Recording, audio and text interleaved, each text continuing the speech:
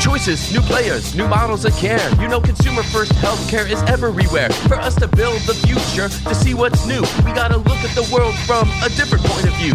Consumer innovation ain't going away. I say it's here to stay. Today it leads the way. We gotta drop the silos. We're all the same team. Experience, business, tech, and marketing. So join us now. Join the revolution. Consumer first health is the evolution. Status quo or like status no. Yeah, this is the healthcare rap. Yo, come on, let's go.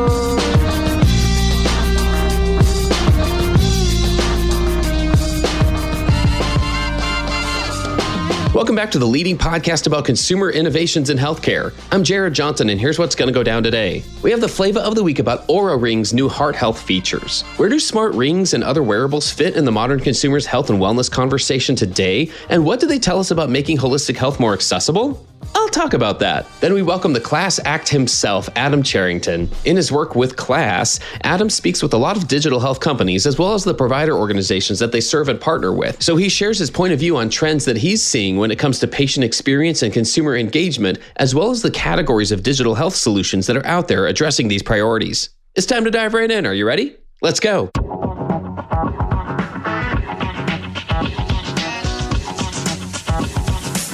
Flava of the week. Oura Rings' latest capabilities are signals for where smart rings and wearables in general are looking to be a part of modern consumers' wellness journeys. According to a post on May 10th, Oura, maker of Oura Ring, announced the launch of two new heart health features, cardiovascular age and cardio capacity. The two product announcements signal the next evolution of Oura, furthering its expansion from a best-in-class sleep tracker to a comprehensive health device and personal health companion, making holistic health more accessible. Cardiovascular age provides a quick, easy-to-digest look at how a person's vascular system may be aging and what that could mean for long-term health. It helps consumers understand their estimated cardiovascular age relative to their chronological age, helping them identify behaviors that can positively impact their health span. Cardio capacity is a well-known benchmark of aerobic endurance, reflecting the efficiency of the body's cardiovascular and respiratory systems in supplying oxygen to the muscles during sustained physical activity. In simple terms, the better a person's cardio capacity, the healthier their cardiovascular system and organs will likely be across a lifetime. With the launch of this feature, Oura aims to reposition cardio capacity from a sports metric to a benchmark of health span and longevity. There are 3 points that caught my attention about these new features. First, smart rings are a relatively new offering in the relatively mature wearables market. I've heard relatively little about this slice of the category, though they do have prominent positioning on shelves in stores like Best Buy. Second, Oura wants to reposition their device from a pricey sleep tracker to what they call a comprehensive health device and personal health companion. The sleep tracker part is obvious to me. If you've ever tried tracking your sleep with a smartwatch and realized how uncomfortable your sleep became, you can see why a smart ring makes sense as a less cumbersome alternative. And third, the phrase making holistic health more accessible. Yes, this is press release speak, but what is it trying to convey below the surface? The promise of playing a role for those who are taking charge of their own health. Word on the street is that Oura's metrics are pretty useful and detailed and presented in a user-friendly format on their app. Granted, starting with their third-gen ring, it requires a nominal membership, but the numbers are there for those who want them. And I think that's what's catching my attention the most, the draw for those who are taking charge of their own health and wellness journey. Because until primary care doctors are incentivized to quarterback your health, it ultimately starts and ends with you, whether or not you use the latest smart ring to help. Let's keep smart rings and other wearables in the conversation about health and wellness as we consider how to make holistic health more accessible. That's another way that we'll build the healthcare of tomorrow. And that's the Flava of the week.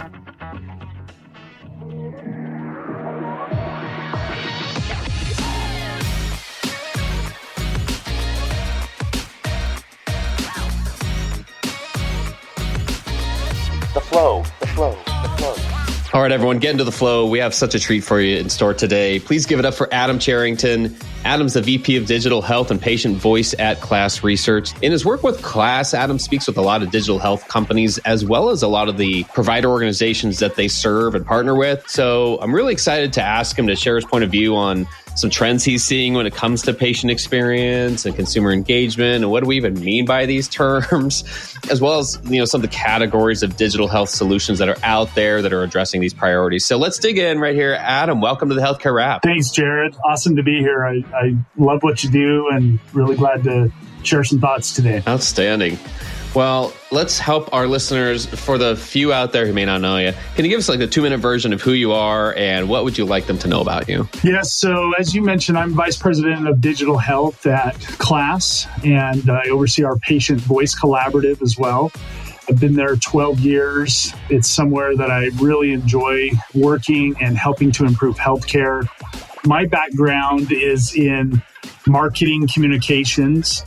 I've done sales and marketing and consulting throughout my career. And I started my career at Franklin Covey, of all places. Got excited about principles, learnings in business, like the 7 Habits of Highly Effective People, et cetera. And so began right away with career in working with organizations, listening, making sure that we're focused on improvement. So KLAS has been a good fit that way. So been in healthcare about 20 years in total. And I'll just say personally, I've got 4 children, 1 active granddaughter, 1 wonderful daughter-in-law, and a grandson on the way, Jared, if you can believe it. It's been absolutely fun to shift roles in life, if you will. It makes my work really something I can focus on as I think about my family and my friends and church and others. It's easy to talk about patient engagement because it impacts all of us. I'd love to let people know a little bit more about KLAS. Like, how do you describe it to people who are not in the industry? Like, what's kind of a layperson's description of what you do? KLAS is really like a J.D. Power and Associates for healthcare, where they interview customers and they publish the findings of customers of many products. That's really a good description of KLAS. We are mission-based. We exist to improve healthcare. And we love nothing more than guiding an organization to make an informed decision, to understand trends in healthcare. It's really a joy because we have that mission and we're constantly looking at the challenges in healthcare and how can we as an organization and we as a healthcare community really come together and improve things for all of us. So KLAS has been around about 28 years. We conduct thousands of interviews every year. And part of my role is not only to lead our research in patient engagement and digital health, but to also listen to the market and listen what they need and what they want. So it's something that I've really enjoyed. We really have such an opportunity to be a resource for healthcare. So you've probably heard of the Best in Class Awards. That's something that comes from our organization. That's KLAS, KLAS, obviously. But, made some just wonderful friendships on both provider and vendor and payer side. And there's such a wonderful community out there of people that are trying to improve care together. And I really believe that, Jared. I think healthcare is so hard that you have to be in it with your heart because it's such a challenging community, really challenging times, and it's an industry that just needs help. And so I love the collaboration and the synergy that's out there in healthcare. As you're speaking with all these digital health companies and you're speaking with provider organizations, anything maybe that stood out to you recently? Yeah, absolutely. So one of the projects that we are leading now is interviewing patients for the first time. And so I want to share just a couple things we're hearing on that front. And this kind of goes back to something that happened a few years ago. I bet a lot of your listeners know Adrienne Boise from the Cleveland Clinic. She's one of the gurus out there, very passionate about including patients. And I was in the room when she said, it's an oxymoron to call it patient engagement and not involve the patient. And Jared, that felt like it hit me right between the eyes that if we are going to really make an impact and really improve care, we have to listen to patients. Back in my college days, marketing 101, the first thing we learned was the first rule of marketing is you are not the customer. And I think healthcare is still trying to figure that out. So to that point, some of the things we're hearing, we have interviewed thousands of patients recently and asked them about how technology is impacting their healthcare experience. Here's an example. We interviewed patients from one healthcare organization, and 92% of them said, I am comfortable using technology in my life, in my daily life. So something that we might expect, but that same organization only had 45% of their patients say, I'm able to personalize my technology experience to meet my unique needs as a patient. So immediately there's disparities out there. When we ask patients what they want in a healthcare technology experience, the word is access. They want access on their terms. They want ease of communication. They want scheduling. They want to check in a simplified way. Prescription refill requests. These aren't new requests, but they're emphasized in the past few years. You look at how healthcare had to shift during the pandemic. We had to adapt, and some of those changes have made it easier for patients. A common example is always telehealth, right? That's now a more ubiquitous part of healthcare. But in interviewing patients, we have learned that some of the highest priorities for patients tend to be areas that providers may not focus on, or they have a lackluster offering for patients. So that's the first thing, that in listening to patients, they want better access. They want that consumer-like experience. Now, I'm happy to report another learning is we interviewed 91 health systems recently and asked them about their priorities and their strategic plans. And it was very rewarding to hear that a lot of them are focused on how do we improve access. We're hearing from these organizations that they have to consolidate their tools as well to better meet those goals and needs of the patients. Jared, one quick example. I was sitting next to a provider executive at a conference recently, and they realized they had 48 different tools for patients to use to enter the health system, if you will. 48 different digital front doors. And no wonder patients get frustrated. It's confusing and challenging. And when they realize that, they also realize that they don't even have a full purview to their own tech stack. Thus, another trend we're hearing is the need to consolidate, to move towards a platform over point solutions. And I mean, there's organizations that are telling us, yeah, we even have tools that we don't even know the effectiveness.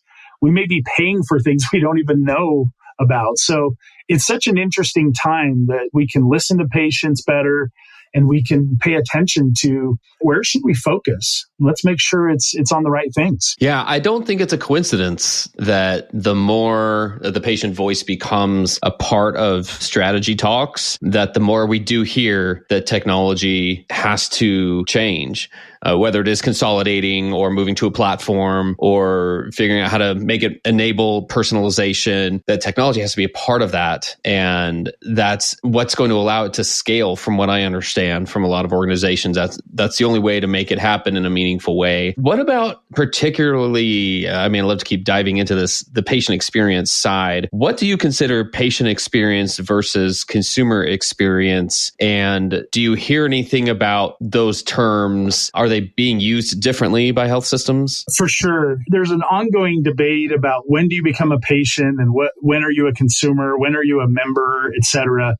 I like that a lot of organizations are just saying, you know what, we're just talking about people. We're talking about people that need care and so forth. But personally, Jared, I think you're a patient when you need care. When you start an episode of care, I don't wake up and say, I'm a patient today, but I do think of that when I'm going in for a procedure or have a condition that I need help with. But I love the term consumer because we are all consumers of things, especially outside of healthcare. And organizations outside of healthcare have really figured out ways to make things more personalized. Insert your favorite example here, right? I love that Delta Airlines knows me. They know my preferences. They have my history. With a couple taps on my phone, I can book a flight and I can do it in a way that's convenient for me, where I need, how I need. I can easily pay. You know, I hope that we're thinking more like the other industries that are offering solutions for consumers. But yeah, the nomenclature is all over the place. I think organizations label things differently, but ultimately, we are talking about let's just help people get what they need when they need it and how they want it. Oh, I like that. Yeah, let's just help people experience healthcare in a simpler, easier way that meets their expectations. I like that because it benefits us to move past the nomenclature discussion and still say, okay, wait, why are we even debating this? At the end of the day, there are so many aspects of a person's experience with the healthcare system that make it hard on them and that affects whether they keep seeking care or not. So let's address those things. Let's call them something that makes sense for us to call them. And I do think that's a more productive discussion than getting stuck in the, well, they are a consumer, they're not, they're a customer, no, they're not, they're a patient or member, no, they're not. It's the reason why, right? It's the underlying understanding of why do we refer to them the one way or another? Well, yeah, somebody who's coming to seek care, no matter their age now, doesn't accept that everything has to be hard and challenging and expensive, and they don't even know the price, opaque pricing. They don't accept that. Nowadays, we're all like, some part of this has to be better for me, or I'm just going to figure out another way to get the care I need, or I'm just not going to get it at all. And I'd rather do that than go through this really complicated thing. And so it's those expectations, like that's the thing that are being addressed here. Like from the health system perspective, what problems are they trying to solve specifically in these areas? Anything to do with patient experience or consumer engagement? What are they looking for technologies to solve for them? Yeah, I love the question. It's, as I mentioned, one of my hats is I'm a researcher as well, and I get to interview organizations. And Jared, this exact day, a few hours ago, we conducted a focus group and listened to several healthcare executives. They came together on several themes right away. Number one, we've already mentioned consolidation and moving to a platform to avoid further data fragmentation. Number two, there's wonderful discussions about serving the underserved. That's not a surprise. That's out there. It's been out there, but I love that it came up so naturally, that it's top of mind for organizations. Number three, make patients feel like they're the only patient. And this goes back to our conversation on consumerism. It's, Chick-fil-A knows who I am. There's my other favorite example I like to bring up. But why is that? Because they listen, they know, they make it easy to engage. So if we can make patients feel like they're the only patient out there, that's a win. That's a win for patients. It's a win for the health system as well. Number four, providers that are trying to find new solutions in the market, they're often based on existing relationships. That's a little bit on a tangent for today's discussion, but I thought it's important to mention. Healthcare has to be based on relationships, both from provider to patient, both from vendor to provider. We could have a whole long discussion about payers to providers and the relationships that's needed there. I'll talk more about that in a moment. But finally, patients and providers alike are tired of depending on people to advance care, meaning there's so many ways we can take advantage of self-service and self-guidance tools. My favorite example is patient self-scheduling. This is a high priority for patients. And typically, organizations tend to run into roadblocks internally. The number one roadblock, probably to no surprise to you, Jared, is physician buy-in and providers opening up their schedule. Of course, it has to be done in a thoughtful way, but my goodness, if you make it easy for me to schedule, I'm going to keep that appointment. It's my appointment. I'm the one that created it. That's one of the opportunities and really challenges out there right now is how do we open up schedules for patients? Another problem we commonly hear about is just simplified communication. Make it easy for me to communicate. Let me ask a simple question. My heart goes out to providers that are trying, every year they're told they have to do more with less, right? And it's easy for me to say, just text me and just answer my questions 24/7. But there's ways to do this. There's ways to simplify this that I think will be wins for providers and wins for patients. Well, that's the lens to look through, isn't it? It's not doing one at the expense of the other. And it's been an evolution for myself of learning how to address that without making it feel like one set of needs is above the other. It's simply the newness of even considering the needs of the patient and or consumer that ought to be addressed more And that leads to a more beneficial discussion and leads to ultimately designing and building the types of experiences we're talking about. And so these are nuances of how to communicate a lot of these things, like you were saying. And those are important points because those are things that can hang up a discussion or block things or turn people off and have people leave the table, who need to be a stakeholder at the table and say, I don't want to be part of this decision making anymore. And those things ultimately hinder the progress of a health system. So I appreciate you sharing that.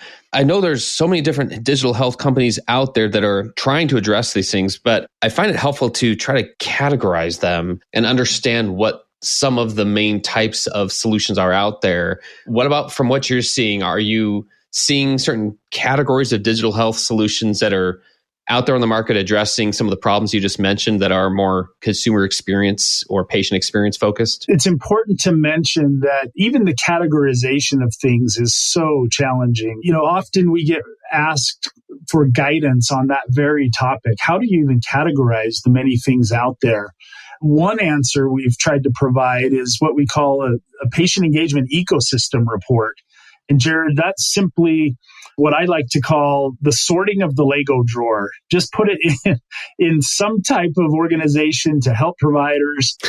We've evolved that from what do vendors do and what do they say they do? Can we put that in similar buckets? All the way up to now, we think of it as, well, what are the patient jobs to be done? What are the things that patients need to solve for? And how can we address it that way? So we're thinking of it in a deeper way. We had a Patient and Consumer Innovation Summit last November, and we asked participants to guide our understanding. We came up with a patient engagement framework, and the patient jobs to be done include things like finding care and accessing their care. And we've talked about scheduling and check-in and appointment reminders, telehealth, etc. And then you brought up price transparency. That's absolutely a job that patients need help with. Let's help them understand pricing and paying for their care. And then ongoing communication tools. This is an essential part of an overall engagement strategy, both from care team messaging to patient, post-visit follow-ups, even prescription refill requests can be part of that. And then also helping patients access their health information. Patients want to see their results. They want information in a timely manner. And then for ongoing patient engagement efforts, maintaining their health and wellness. They need that education that's delivered in a digestible, preferred way. Things like remote patient monitoring, patient self-assessments. And again, I'm intentionally focusing on the patient's perspective. There are many other technologies that the provider community needs and uses to help connect these dots. But I think if you always include the patient's perspective, it's going to provide a better approach than what we currently have. I like how you said it, Jared, that it's not either or, it's either and. It's the provider's needs and the patient's needs.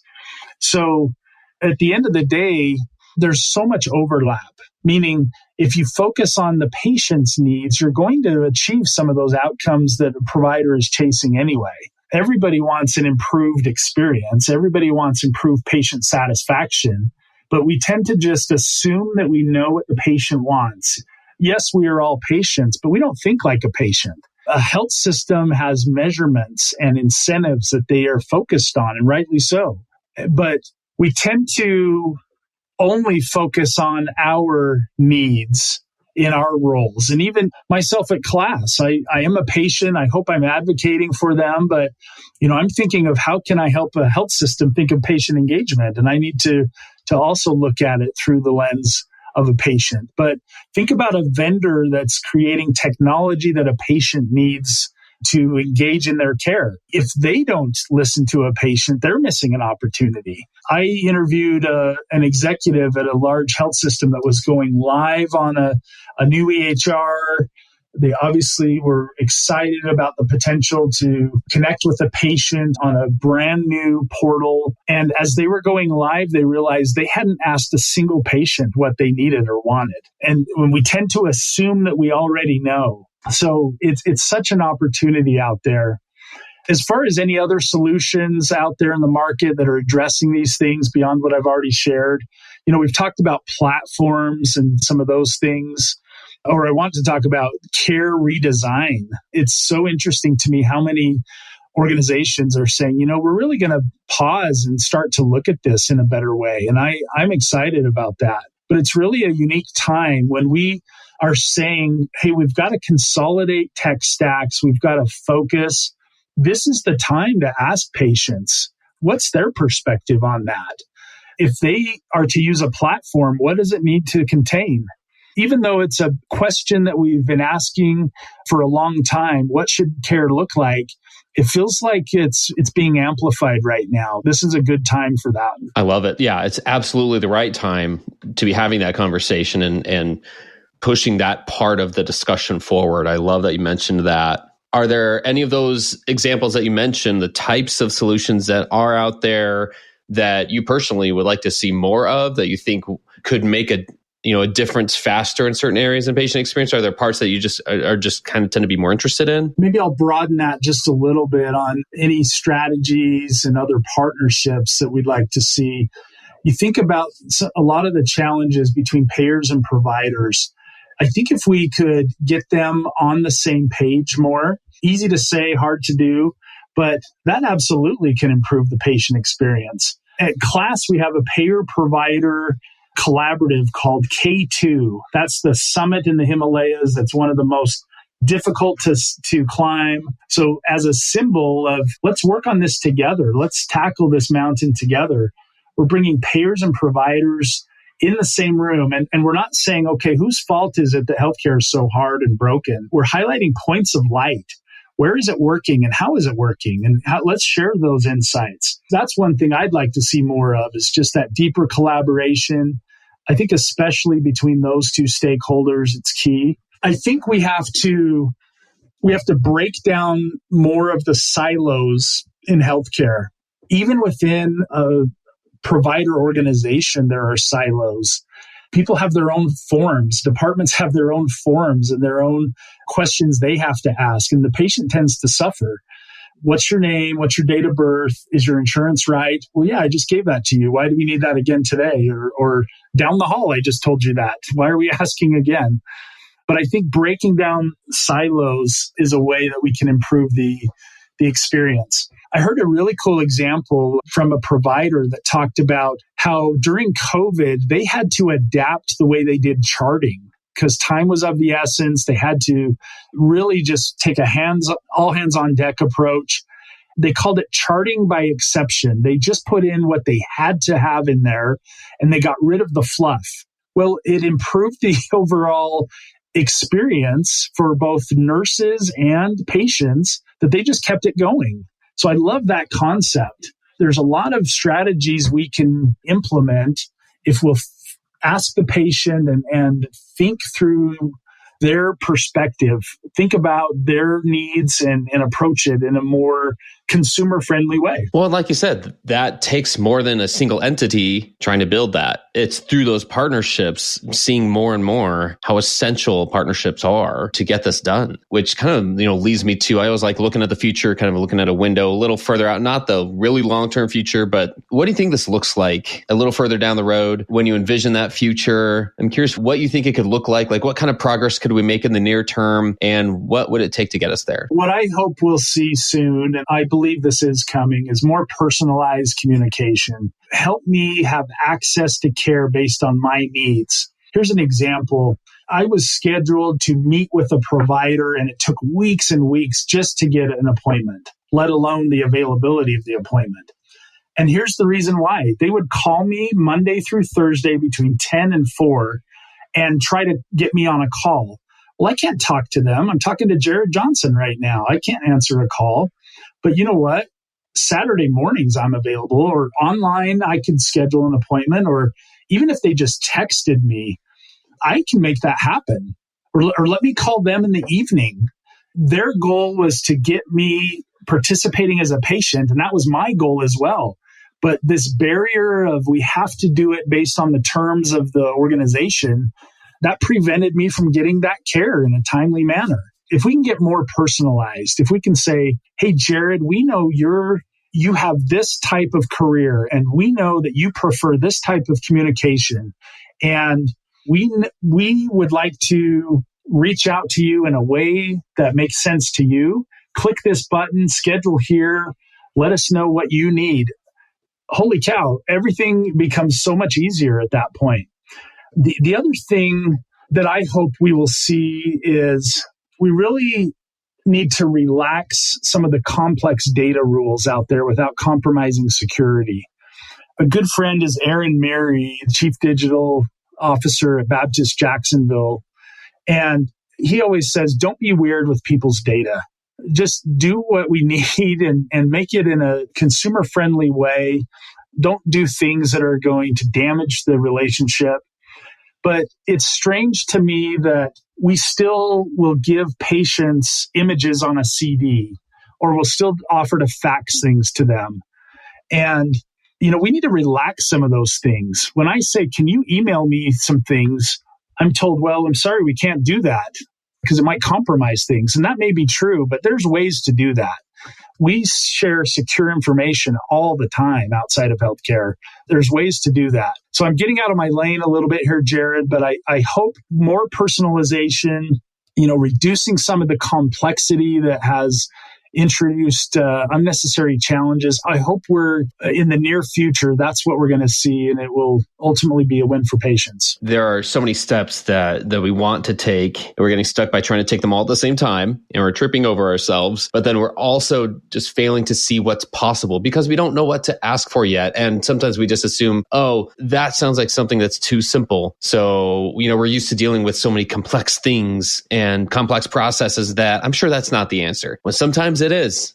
Sometimes those simple things are the answer to the types of progress that we need to see here in the short term. So one last question for you, Adam. If you had a chance to share one message with health system leaders everywhere, especially those who are trying to understand how to do this, how to partner with digital health solutions better or leverage them better, what would you tell health system leaders? Yeah, a couple of quick thoughts. Obviously, I'm going to say we have to listen to patients more. We have to include them. I love the patient family advisory councils, the PFACs.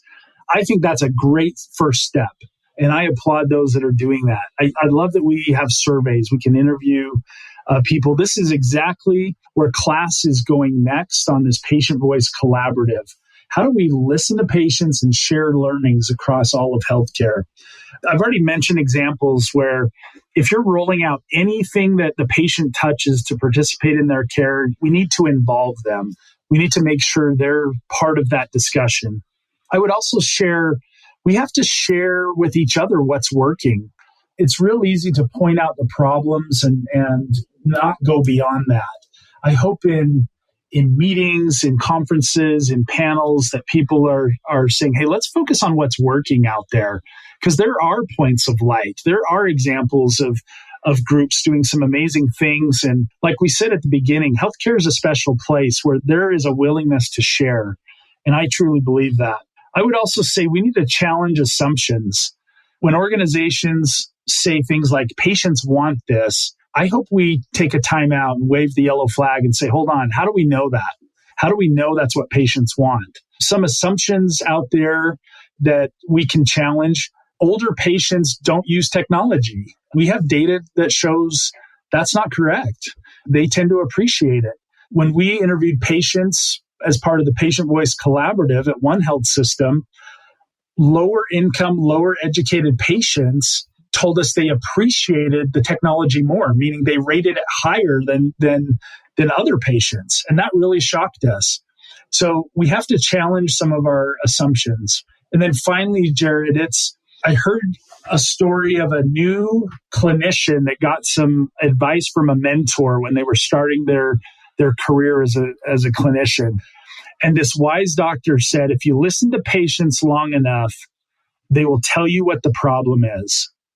And if you listen to them longer, they will tell you what the solution is. And I love that thought. I hope that's something we can do more in healthcare and really make it better for providers and patients alike. What a perfect way for us to wrap up this episode. And I appreciate you going there and really challenging us to find how to incorporate the patient voice, not just as a side project, but put it front and center in every design and build process that we have going on. I appreciate you being able to share how patients do want more access, how they're comfortable using technology, how providers tend to look to solutions through their existing relationships, if that helps us understand where to go, and the opportunities that we have for providing more personalized communication on a one-to-one basis. I appreciate all of that. It's been so much fun, Adam, and I appreciate you helping me just keep it real while we're also focusing on what we can do about it. We're not here just to say what's going on, but here are some cool things people are doing. So that's a perfect place for us to wrap for this episode. And I want to thank you again. It's been an absolute pleasure speaking with Adam Cherrington from KLAS. Thanks so much for joining us today. Thank you, Jared. Love what you're doing and happy to participate. Thanks again. Thanks for tuning in. If you like what you heard, please spread the word. Tell your colleagues to tune in for all the awesomeness, then leave a review on Apple, Spotify, or wherever you listen. This show is produced by Shift Forward Health, the channel for changemakers. Subscribe to Shift Forward Health on your favorite podcast app, and you'll be subscribed to our entire library of shows. See our full lineup at shiftforwardhealth.com. One subscription, all the podcasts you need, and it's all for free. And remember, we might have a lot of work to do in healthcare, but we'll get there faster together. Thanks again.